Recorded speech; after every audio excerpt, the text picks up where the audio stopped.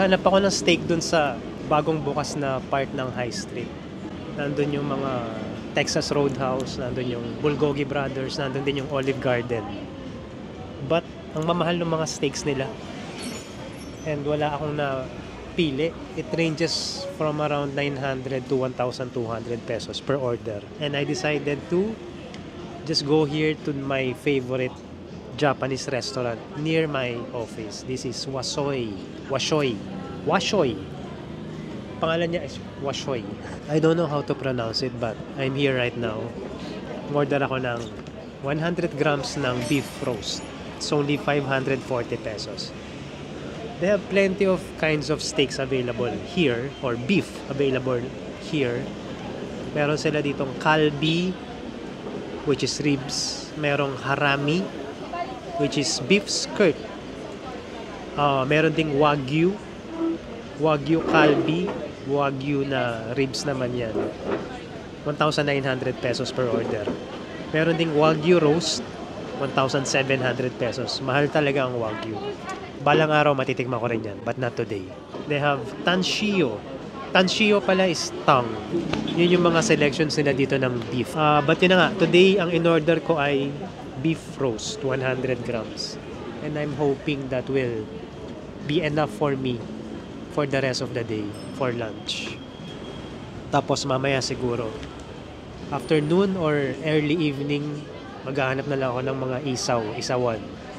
Pauwi sa bahay.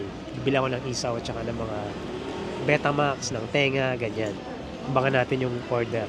Pero habang hinihintay kong dumating yung order ko, I'd like to take this moment to thank each and every one of you na nag-subscribe dito sa Pinoy Carnivore Diaries, dito sa channel ko. It's been only 3 months, I think. 3 months, started nung October, November, December. January, it's almost 4 months now. And we've had so far, we have 345 subscribers. And I'm so glad about that.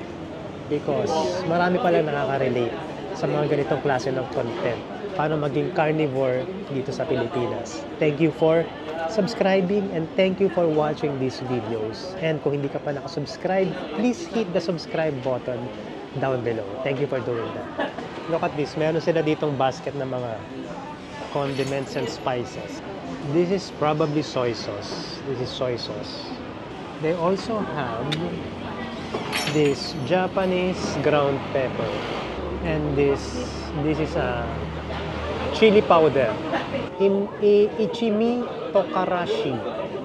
Roasted and unroasted chili peppers.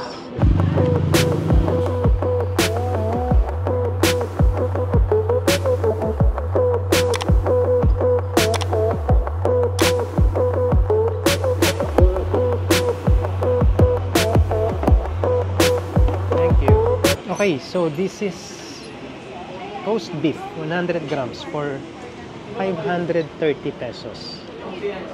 It's expensive. But let's see kung masarap siya. May kasama palang sausawan yung order. Tikman muna natin yung sauce. They have 2 sauces here. Look. This one is darker, and then this other one is parang ketchup. Tikman natin. Sweet. The other one is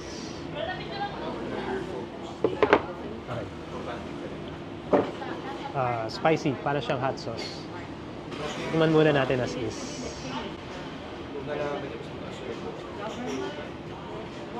Hindi marunong mag-chopsticks. Cannot.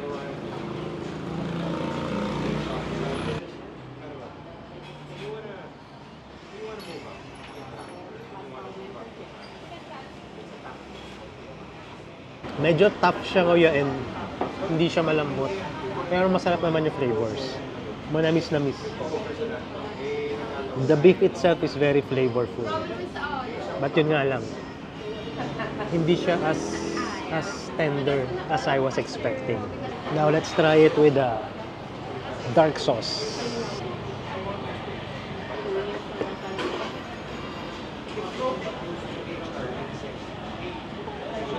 Oh, this piece is a lot more tender or mas malambot siya than the first piece na natikman ko.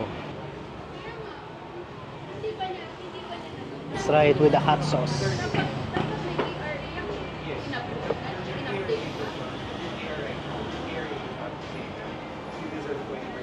I don't normally use hot sauce on my steaks.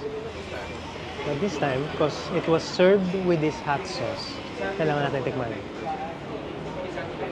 Masarap naman, bagay naman. Kaya lang,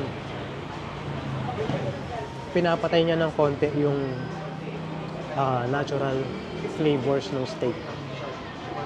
Nangingibabaw yung anghang. But it's still good. Now, let's try it with the Kikkoman sauce na ginawa ko kanina. This one.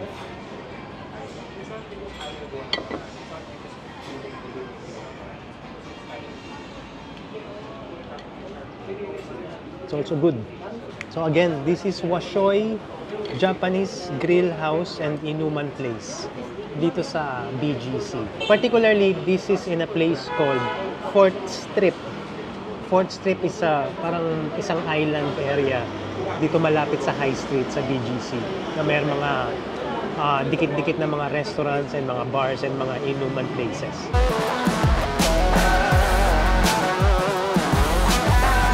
Okay, so yun na lang muna. See you in the next episode. Bye!